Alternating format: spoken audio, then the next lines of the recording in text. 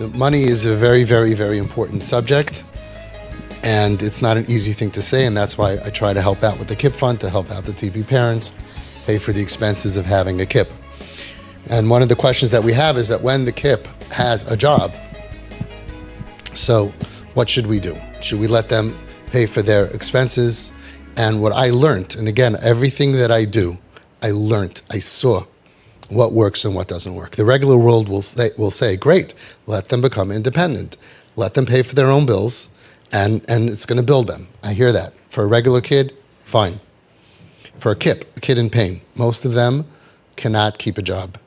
Even if they do, it's extremely difficult. As hard as it is for anybody to keep a job and to keep a schedule and to wake up every day, for them it's infinitely harder.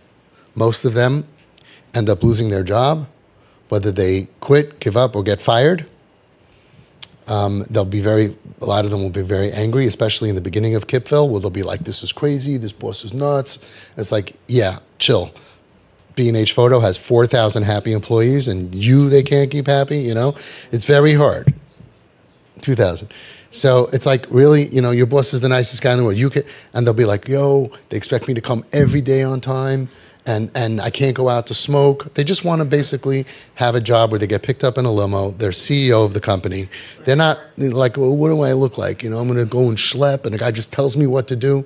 That's your job. They tell you what to do, right? They want to go out basically every half hour just for a cigarette, like for 10 minutes. That's their idea, right? And that's besides for lunch and everything, and come every day and on time. The bus came late, this came late. Like, what do they want from me? It's very hard for them to function. When you get up in the morning to go to work and be there at 9, and you have to leave at 8, so your brain already starts knowing you got to be up at 7 or 6:30 or 6. That means that the night before at 11 o'clock, at 10, you're already thinking that you got to go to bed. They don't have this planning, this pressure. They go out even at 12 o'clock at night, when they know that they got to get up the next morning at 6 or 7, it's really hard for them. It's hard to be them. It's like they're missing that processing thing. Now, if the kid is like really, you know, really functioning, it's a different story, but most of our kids are not. It's really a miracle when they keep a job. And we want them to continue. We want them that it should be 6 months, it should be a year, 2 years, they should build their life and keep a job. Therefore, in Home Sweet Home, I told them, I opened up a bank account for each one. The money that they got from work went to their bank account. They trusted me to keep their money. They ended up having I gave them spending money from their thing. Basically, they kept about $250 a week. At the end of the month, I showed them the bank statements. You have 1,000, 2,000, you have 4,000, 5,000. And they saw their money build, because we paid for the food, and there was no rent, and there was this, you know. At that point, they were paying $100 a week. $100 a week they were paying, which was a mistake in retrospect. I had to learn. People said in the beginning when I opened up, they should invest, they should be a part of it. I learned much more than that. But anyway, we gave it back to them in many different ways, you know. And then by their graduation, they left with money. His kid told me, his kid left with, I could tell you the date, but I don't want to give away who it was, but he left with $18,000 saved up because he kept on getting raises. He told me, I have more money than my father.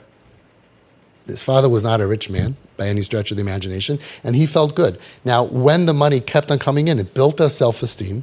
It built their self-esteem, and it kept them motivated to keep on working. Now, if you pay for their expenses, they will feel their money grow. They have a satisfaction, builds their self-esteem. They'll want to keep going even if it's tough. They'll do their best at focusing on keeping this job. But if they pay their expenses, which should be maybe normal, then what happens is 3 months later, 4 months later, 5 months later, even if you chip in, they're going to have no money. They feel like I'm working for nothing. Before I worked, and it was so, I went through all of this difficult stuff, and I did nothing all day. I had nothing. And now that I work, and I get up, and I push myself, and it's cold, and it's hot, and I go through this pressure and all the stuff, what do I have? Nothing. Now, we can intellectually explain, yeah, but now you paid for your own stuff, and that should help you feel good. It doesn't work on a KIPP, and it doesn't work on a lot of regular people either. A lot of people say, before I went to work, I had nothing. I was on welfare. I went to work. By the time I'm done, I'm anyway on welfare, so why should I work? There's that mentality also out there. So when they're healthy, they're going to work and they're going to be great and they're going to build their lives and they're going to be, so many of these kids who could not function are running businesses. There's a home sweet home kid who could not function, and my cousin now works for him. The guy has a beautiful company, has a bunch, I mean, he doesn't just work for him, he's a manager. So it's like a whole, like there's like 100 employees. They're going to do as great as anybody can do. But right now they're going through a hard time. When they finally are able to work, which could be a year or two into this whole thing, don't make them pay their bills, because when they see that they have nothing, they're going to feel like nothing. So you tell them, like I told you, your money is Kodesh Kadashim. Your money is holy money. Don't spend it. Save it. And you show them every month if you get the statements, if you do, or you ask them, how's it going? Let them see it grow. That will motivate them more than the chashivas of feeling like I'm paying my own bills. When they can pay their own bills, and again, this everything goes back down that I believe and I know that they're really good. They're not taking advantage of you. When they can, they will. And one day they will be supporting all of you. Physically, they'll be there for you, and emotionally and financially. And I'm saying this with 20 plus years, more, 23 plus years of experience.